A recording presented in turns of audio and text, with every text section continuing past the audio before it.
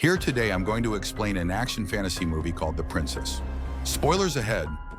Watch out and take care. A medieval kingdom faces the challenge of succession when the king and queen have no male heirs. So their eldest daughter, the princess, wants to defy the contemporary rules by proving herself to be a valiant leader. She trains in hand-to-hand combat as well as weaponry with the castle master-at-arms, Lynn. The princess also learns philosophy and politics to become a good ruler. Orthodox king, however, wants his daughter to fulfill more traditional roles like being a good wife and mother. He desperately wants a male leader sitting on the throne after him. To accomplish this, he sets up the princess's marriage with Julius, the only son of a prominent royal diplomat.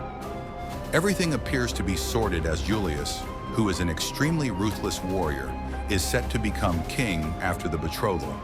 But on the day of the ring-wearing ceremony, the princess rejects the marriage. 2 days later, she wakes up in a room and immediately feels like her head is about to burst. She finds herself clad in a wedding dress while her hands are chained. It is then that her brain begins to flood with hazy memories of the previous night. A few armed men had barged into this room and forced a strange sedative liquid down her throat after quickly. Gathering her wits, the princess begins searching for ways to escape. The nearby window is completely open, but it only leads to a sharp drop into the sea below.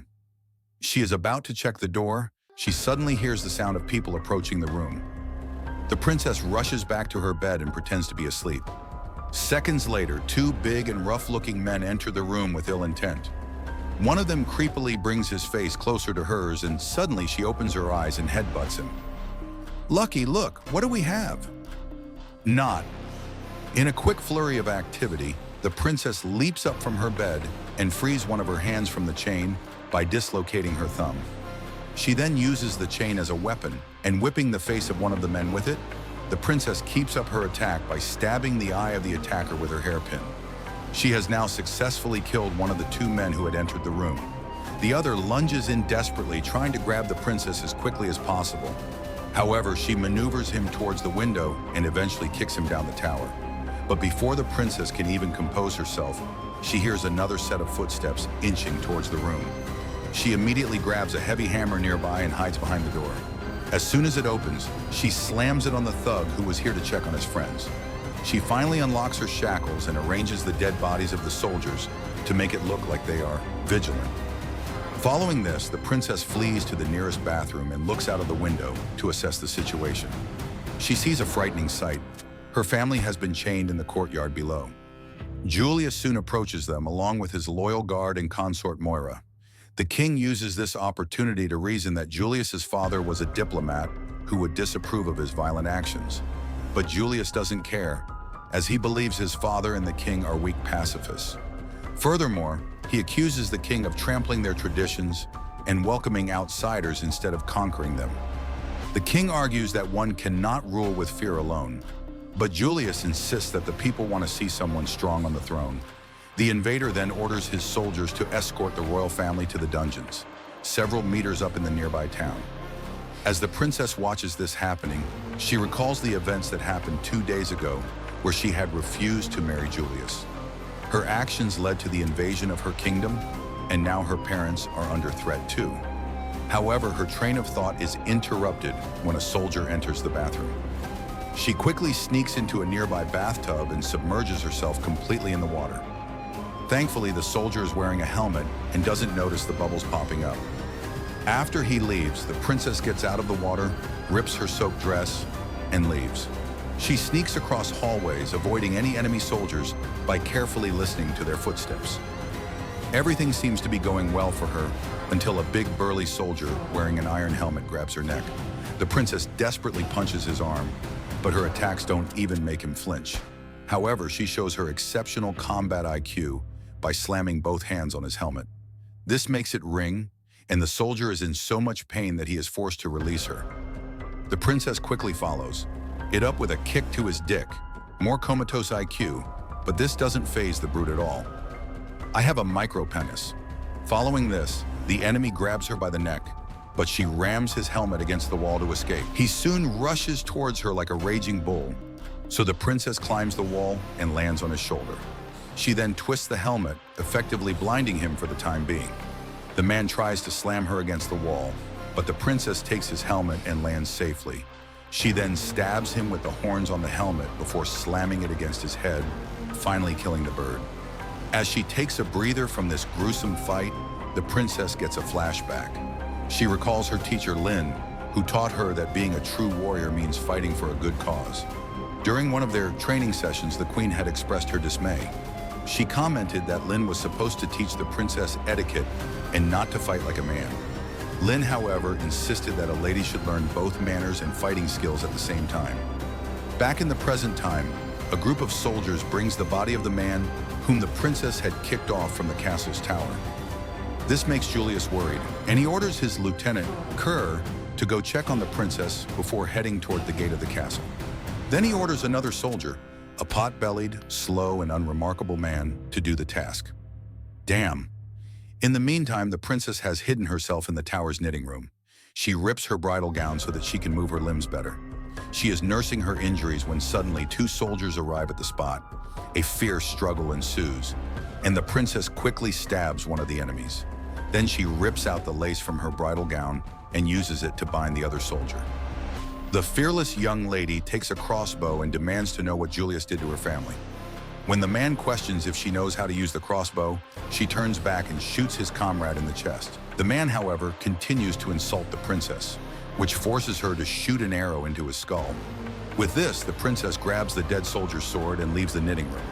She heads downstairs and soon enters a narrow secret passageway behind the thick walls of the dining hall. She peeps in through a hole and sees several mercenaries looting whatever treasures they can find. Since most of these men are drunk and busy filling their pockets, the princess easily sneaks into the dining room. She then cautiously goes around them and reaches another secret passage on the other end. We then realize that the princess has reached her bedroom, where she has hidden a special sword. Through a flashback, she recalls her training with Lin, who always repeated one important lesson: to fight with one's heart. Lin and the king's personal advisor, Kai, also helped to train the princess. He was fully aware that the young royal would one day become a brave and proud warrior, so he had presented the princess with his family heirloom, a beautiful short sword with an unbreakable edge. Renewed with determination, the princess retrieves her gear from under the bed before returning to the secret passage. She is headed downstairs when suddenly she overhears Julius and Moira talking about wedding preparations. Moira inquires why Julius can't take the throne, for the latter replies that no one can question his ascension to the throne if he does it through the traditional method of marriage, even if the marriage is forced. Burning with jealousy, the consort kisses Julius, and the two begin to make out. The princess, who is behind one of the walls, she positions herself to stab Julius through a small hole. However, her plans are foiled when a soldier interrupts them, announcing that the king wants to speak to Julius. What did I tell you about interrupting my nookie? Shortly afterwards, the invaders meet the king, who warns Julius that taking the crown will be seen as treason among the general public. Julius, however, stresses that the wedding is not an act of treason. Meanwhile, the princess crawls out from under a vent, finding herself under a knight's suit of armor. She doesn't pay too much attention, as she thinks it is purely for decorative purposes. Her guess turns out to be wrong, as the knight springs into action and tries to stab the princess. She has quick reflexes and dodges his attacks, while also managing to land a few hits. Unfortunately for her, the knight's armor is immune to any kind of weapon. The princess comes up with a brilliant idea as she aims her sword at the armor's weak points. She then spills the contents of an oil lamp on him, quickly followed by a candle. The thick metallic armor lights up, cooking the knight inside. In his desperation, the knight jumps off from a nearby window and lands in the courtyard below. Upon seeing this, Moira, who is now fed up with Kerr's incompetence, stabs his throat with the help of her whip. She then takes command of Julie the Wern's army and orders her men to thoroughly check every floor of the castle tower. Moments later, the princess begins to get cornered by a sea of men that are now rushing up the castle tower. She rips off her necklace and uses the beads to trip the enemies. The young royal then steps on their shields and rushes away from the spot. Unfortunately, there are simply too many enemies for her to battle on her own. She quickly scans the area and comes up with a plan to exit this difficult situation. The princess leaps out of the nearby window, holding on to the attack tapestry, and swings herself into a room on the other side of the tower as she is tending to her wounds. Someone enters the room and quickly finds her. Thankfully, it is none other than Lynn. The castle's master-at-arms and personal teacher to the princess, Lynn tends to the young royal and tells her that her family is in the dungeons.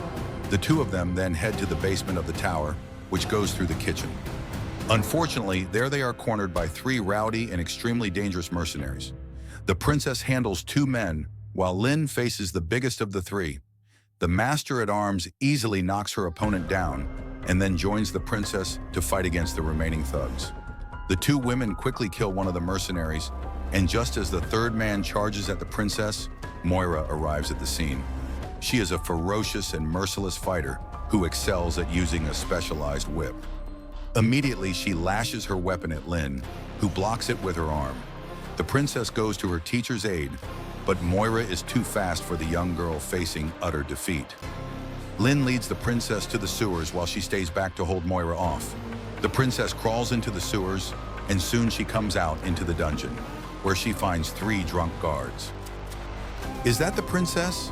It doesn't take her too much effort or time to dispatch the thugs. The princess easily knocks them down and steals a sword, defeating them all while her family watches with pride. She frees her parents and younger sister Violet, but before they can leave, someone knocks the princess out. Sometime later, the princess wakes up in the G-hall below and sees her family as well as Lynn chained up.